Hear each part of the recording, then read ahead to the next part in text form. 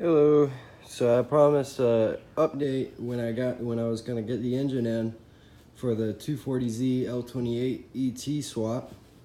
So here it is. The engine's all in, and I'm getting real close to starting it up. I'd say probably maybe this weekend or next weekend I'm gonna be starting it up.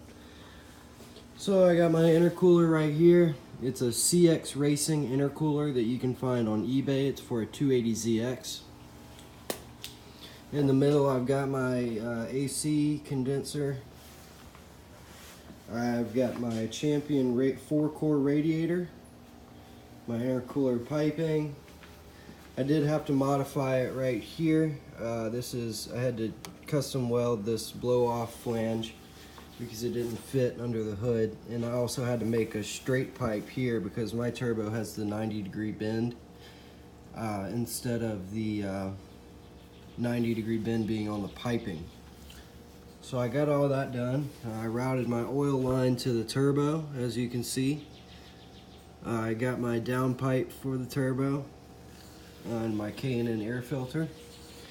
I also got a wiring harness from a guy from Canada. He's an active member on zcarforum.com, and his username is Blizzy Blah Blah. His name is Hussein. He's from Canada, and he makes some A1 harnesses. I mean, this thing was absolutely incredible, the detail that went into it. It made it really easy to set this engine up. So I highly recommend that. It costs about $1,000, but I guarantee you it was completely worth it, especially if you're going to be running the Megasquirt 3 or 2.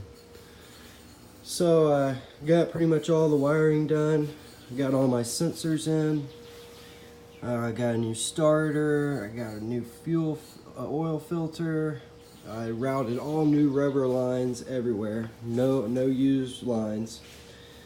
I got my coil ready. I got my fuel pressure regulator. I got an oil cooler. A fuel cooler is what that is. I got my wastegate right there. I got my gauge on the fuel rail, custom fuel rail.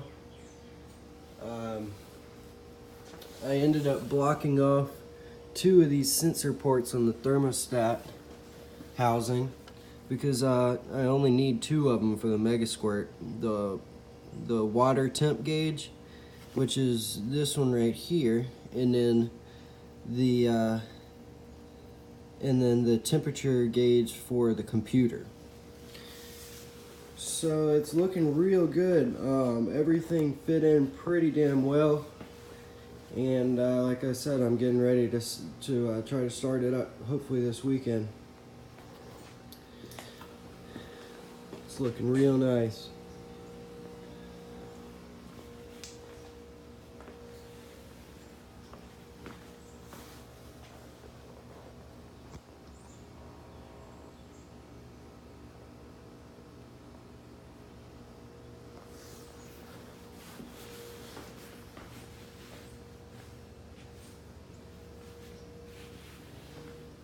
Also, the other day, my fuel tank I was messing with my fuel tank, and a part of it actually busted in from rust. So I ended up going with this spare tire fuel cell from ATL Fuel Cells, and it fit great. The only thing I had to do was cut out the center because it was raised.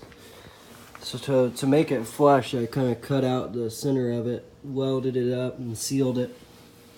All I gotta do now is route my old lines to this new tank and rearrange some fuel filters and stuff like that. But it's going pretty good.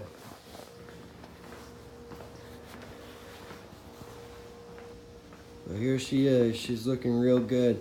And my next video will be a startup video, hopefully. And I'll make sure you guys see that. So here it is.